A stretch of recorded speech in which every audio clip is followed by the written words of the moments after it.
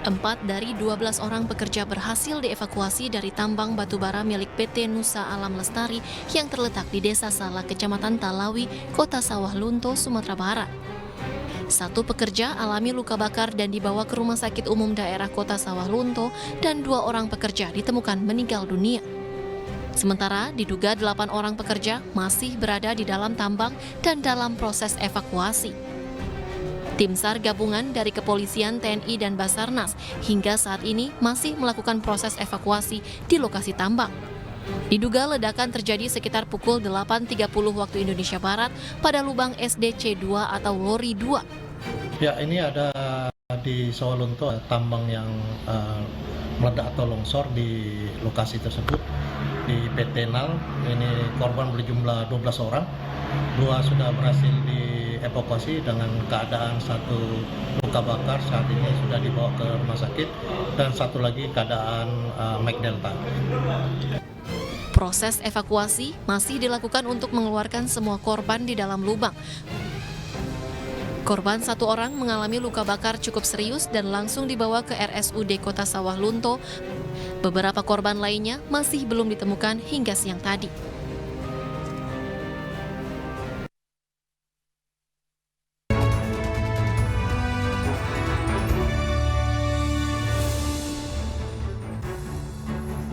Halo, selamat sore pemirsa. Kita berjumpa kembali di iNewsroom, ruang memperdalam informasi yang aktual dan komprehensif. Bersama saya, Syafaati Suryo. Pemirsa, kita ke informasi pertama. Polda Metro Jaya menyimpulkan tidak ada tindak pidana dalam kasus satu keluarga tewas secara misterius di Kalideres, Jakarta Barat. Hal itu disampaikan penyidik bersama tim gabungan saat jumpa pers siang tadi. Dan berikut informasinya. Scientific Crime Investigation ini adalah cara modern dalam menyelesaikan kasus-kasus kejahatan. Sebuah metode yang memadukan teknis, prosedur, dan teori ilmiah untuk mengumpulkan bukti untuk melawan kejahatan dan memenuhi kebutuhan hukum. Mengapa butuh waktu yang lama? Sebagaimana kita sampaikan beberapa waktu yang lalu, bahwa memang kita butuh kehati-hatian, ketelitian, ya, karena memang scientific investigation ini membutuhkan analisis yang cermat dan akurat dari bukti-bukti yang tersedia. Proses ini melibatkan pengumpulan, kemudian verifikasi dan analisis data secara langsung. Selain itu, karena penyelidikan ini menggunakan metode yang bersifat ilmiah, setiap tahap dan proses harus melalui tahap verifikasi yang ketat.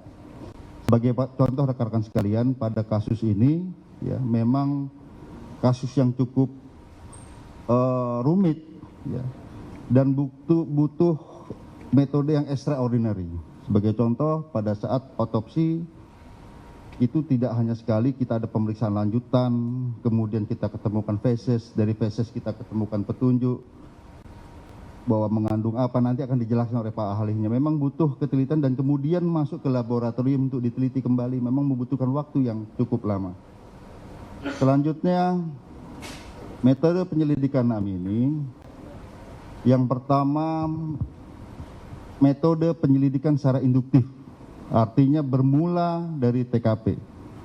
Yang bermain pada metode penyelidikan induktif ini, yang pertama adalah kedokteran forensik yang didukung oleh tools histopatologi forensik dan forensik imaging. Kemudian laboratorium forensik ini dari kimia biologi forensik itu untuk menentukan, salah satunya adalah toksikologi tentang racun dan juga DNA. Jadi sebagai contoh rekan-rekan sekalian, di TKP kita temukan ada 4 jenazah, di sebelahnya itu ada 4 KTP. Kita harus memastikan bahwa 4 jenazah itu memang sesuai dengan KTP. Akan menjadi masalah besar ternyata kita konsentrasi terhadap KTP, tetapi tidak mendalami lagi apakah jenazah ini sesuai dengan KTP tersebut. Ini akan jadi masalah besar nantinya. Ya, kemudian ada Inavis, ini juga pada olah TKP untuk mencari sidik jari, bahkan untuk memastikan apakah jenazah ini merupakan jenazah identitasnya sesuai dengan KTP tersebut. Namun terus terang kemarin kami memiliki kendala pada saat kita akan mencocokkan sidik jari, ternyata kulit arinya ini sudah rusak. Jadi baik menggunakan metode daktiloskopi yang konvensional maupun menggunakan alat khusus MEMBIS, ya, berkoordinasi dengan Pusnafis, ini tidak bisa diangkat kembali. Kemudian kita dari induktif ini kita temukan barang bukti elektronik. Nah, ini melibatkan juga digital forensik, laboratorium digital forensik. Nah, dalam metode ini kita harapkan biasa terhadap kejahatan-kejahatan tertentu kita bisa menemukan potensial suspek. Kira-kira siapa tersangkanya, kemudian close contact. Ya, ternyata dari sini kita temukan petunjuk yang sangat penting yang akan kami tunjukkan nanti dijelaskan di belakang setelah para ahli akan menjelaskan. Kemudian secara deduktif, artinya mulai dari luar, ya, secara konvensional penyidik telah melakukan penyelidikan itu dengan metode eliciting, wawancara, klarifikasi terhadap saksi-saksi. Nah, ini gabungan misalnya dari digital forensik kita ketemukan petunjuk close contact, kita ketemu saksi. Kita adakan klarifikasi dan ternyata kami menemukan petunjuk yang sangat penting. Nanti akan kami jelaskan di belakang, termasuk legal opinion. Di sini karena masih fase penyelidikan, kita juga meminta bantuan dari para ahli-ahli tertentu, baik misalnya dalam kasus ini karena ditemukan buku lintas agama, kita melibatkan ahli agama Islam, agama Kristen, kemudian dipadukan, dianalisis oleh beliau dari ahli sosiologi agama. Kami mencoba melakukan pengamatan umum di TKP dulu. Dari TKP, tim melakukan pemeriksaan secara detail mulai dari akses masuk. Lalu masuk lagi ke pintu-pintu, ke belakang sampai ke pintu belakang. Dari TKP ini kami mencoba mengetahui. Jadi target kami yang pertama adalah mengetahui ada tidaknya kerusakan pada akses masuk rumah maupun akses dari belakang rumah. Kemudian mencari jejak-jejak material biologi atau DNA selain korban di sekitar TKP. Kenapa kita mencari selain korban? Kalau ada jejak DNA selain DNA korban, maka bisa diduga ada orang lain yang pernah masuk ke dalam TKP tersebut. Kemudian yang ketiga adalah memastikan identitas korban berdasarkan DNA. Nanti kita bandingkan dengan DNA yang masih hidup. Kemudian pemeriksaan kondisi umum mayat, dan yang terakhir adalah pemeriksaan terkait dengan toksikologi, baik pada tubuh korban maupun pada makanan atau minuman yang masih tertinggal di TKP. Setelah tim melakukan pemeriksaan secara detail di TKP, ternyata ditemukan fakta-fakta bahwa tidak ada kerusakan di TKP. Tidak ada kerusakan di TKP. Kemudian tim juga mencari ada nggak percikan-percikan darah di TKP. Ternyata di TKP tidak ditemukan percikan-percikan darah. Kemudian tim juga mencari tahu di akses tersebut, baik di pintu masuk, di kamar mandi, pintu keluar, dapur dan semua, kita ambil DNA-nya dengan tip-tip. Kita angkat, kita periksa ke lapor, ternyata tidak kita temukan DNA selain daripada DNA keempat korban tadi. Kemudian kita bandingkan pula dari korban-korban tersebut, kita ambil tulang iga, kita ambil dari tim dokter ngambil tulang dari masing-masing korban, kita bawa ke laboratorium untuk kita periksa apakah DNA dari masing-masing korban itu sesuai dengan KTP yang tadi disampaikan oleh Pak Direktur. Nah, ini kita bandingkan dengan keluarga yang masih hidup. Kemudian keluarga yang masih hidup kemarin ada yang namanya, jadi kita pakai metode sibling, metodisibling itu membandingkan antara korban yang sudah meninggal dengan korban atau dengan keluarga yang masih hidup. Ternyata ada keidentikan. Jadi korban yang masih hidup namanya Saudara Irwanto Gunawan, itu masih hidup. Kita bandingkan dengan keempat korban yang ada, yaitu korban Budianto Gunawan, Margareta Gunawan, Febiana Apsari Dewi, dan Rudianto Gunawan.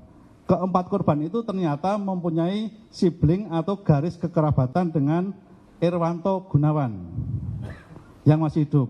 Maka dari situ kita berani menyimpulkan itu bahwa keempat korban ini memang betul satu keluarga dan keluarga masih ada kaitan dengan Irwanto Gunawan yang masih hidup.